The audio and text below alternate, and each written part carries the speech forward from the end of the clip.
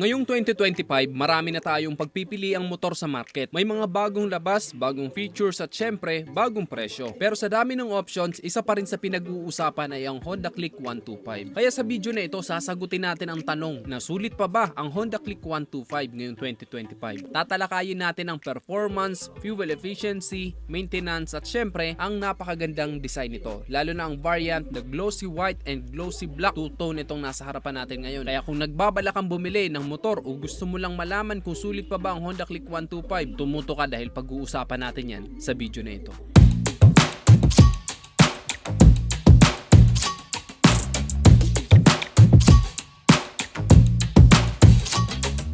Unahin na natin agad ang isa sa pinaka-nakakabighaning aspeto ng Honda Click 125, ang kanyang design. Simple pero elegante, sporty pero classy. Yan ang first impression ng karamihan na nakakakita ng Honda Click 125. Lalo na itong kulay na ito na nasa harapan natin ngayon. Glossy white and glossy black, balit two-tone nito, maganda ang kanyang color combination. Dito sa harapan ay color black, then kapag katingin mo sa gilid, color white na. Then maganda rin yung pagkaka-design nitong kanyang mga decals, modern na yung kanyang design, ay nakalagay dito yung click, and dito sa harapan parang paputol na click na meron ding konting decal sa color blue. Sa liwanag, kapansin-pansin ang kinang ng white na glossy na fairings ito. Panalo sa forma, pang Instagram kapag pinipicturan. Nandito sa harapan, meron itong mga edges na nagbibigay ng aggressive looks pero hindi OA, sakto lang. Yung aura niya parang sinasabing, oo, matipid ako pero hindi ako boring. Ay, di ba? Parang may, kumbaga may attitude yung disenyo nitong Honda Click 125 nito. At ang maganda pa dito, lahat ng mga ilaw nito naka-LED na. So mas maliwanag, mas kita tayo sa daan at mas matipid sa baterya. At ayun, diba, napakaganda ng disenyo ng kanyang ilaw, yung kanyang headlight at lalong-lalo na itong kanyang DRL o daytime running light, diba? Mahaba ito. Na bukod sa mas astig itong tingnan, kundi mas visible ka pa sa gabi at sa araw. At kung lalapitan mo ng malapitan, mas makikita mo ang pulidong pagkakagawa ng kanyang fairings. At hindi ito basta-basta plastic lang. Kaya masasabi kong hindi tinipid pagdating sa mga fairings itong Honda Click 125 na ito. At pagdating sa kanyang kulay, ang paint job talagang hindi tinipid. Pero syempre, hindi lang design ang mahalaga sa isang motor. Tingnan naman natin ang performance. So ang makina, pag-usapan muna natin ang kanyang makina. Ito ay 125cc 4-stroke 2-valve single overhead cam liquid cooled at ito ay powered by ESP o Enhanced Smart Power. Ang maximum power nito ay 8.2 kilowatts at 8,500 RPM with a maximum torque of 10.8 Nm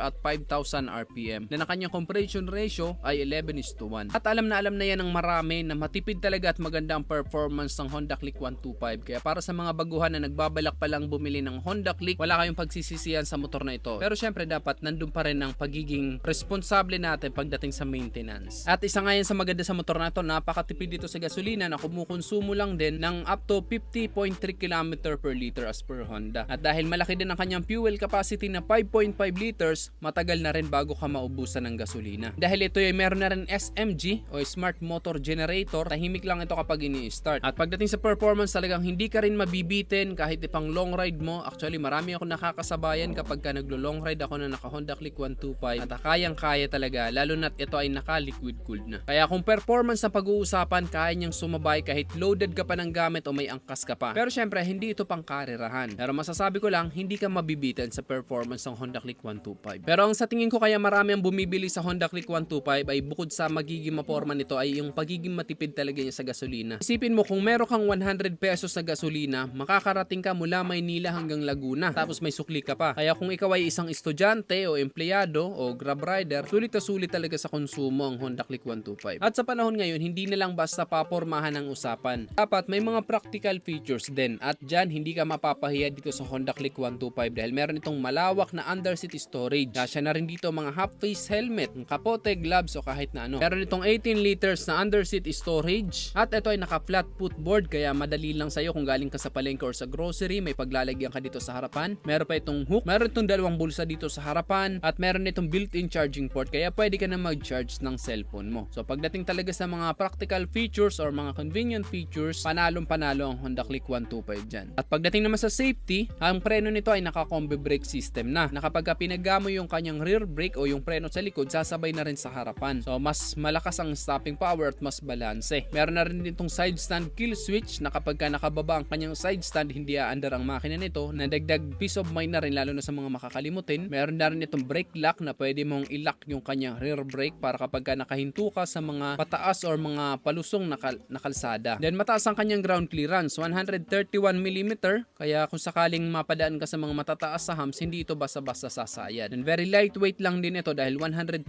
kilos lang, kaya hindi kayo mahihirapang i-maniobra ang motor na ito. Pagdating naman sa seat height, 769mm lang, kaya perfect na perfect din sa mga average height. Kaya ang motor na ito ay perfect talaga sa mga beginner riders. Then ang maganda pa nga dito, naka fully digital display ng kanyang meter panel, meron itong orasan, meron na rin itong voltmeter, kaya kompleto na rin yung mga detalye na kailangan mo para sa iyong motor. At ayun, di ba, napaka-astig din tingnan dito sa kanyang meter panel. Ngayon, pag-usapan naman natin ang kanyang presyo. Ang suggested retail price ng Honda Click 125 ngayon 2025, itong nasa harapan natin ngayon, ito yung standard version at ito ay nagkakahalaga ng 81,900 pesos. At meron pa itong special edition variant ngayon. Ito naman ay nagkakahalaga ng 84,900 pesos, pero ang pinagkaiba lang naman nila ay ang kulay. Kumbaga, mas premium lang tingnan yun dahil naka-emblem. Ito kasi naka-decals. At available yan dito sa New Nemar, Iriga City Branch. Pagdating sa maintenance, madali lang hanapan ng pyesa, lalo na't lahat ng motorcycle shop ay may pang-click, hindi ka mahihirapan. At dahil Honda ito, subok na matibay, at kung sakali mang gusto mong ibenta balang araw, mataas pa din ang resale value. May value pa rin kahit nasa 2 to 3 years old na ang motor na ito. Kaya kung itatanong mo sa akin, sulit pa ba ang Honda Click 125 ngayon 2025? Ang sagot ko ay oo, sulit na sulit pa rin talaga. May magandang design na habang tumatagal talaga ay paganda ng paganda mga disenyo ng Honda Click 125. Magaan at matipid sa gasolina, reliable sa biyahe, at hindi ka iiwan kahit araw-araw mo pa siyang gamitin. So kung naghahanap ka ng motor na pwedeng sabayan ng modernong buhay mo, ang Honda Click 125 ay isang matalinong desisyon. Kaya wag ka na mag-alinlangan kung pasok pa sa budget, kaya okay na okay talaga ang Honda Click 125.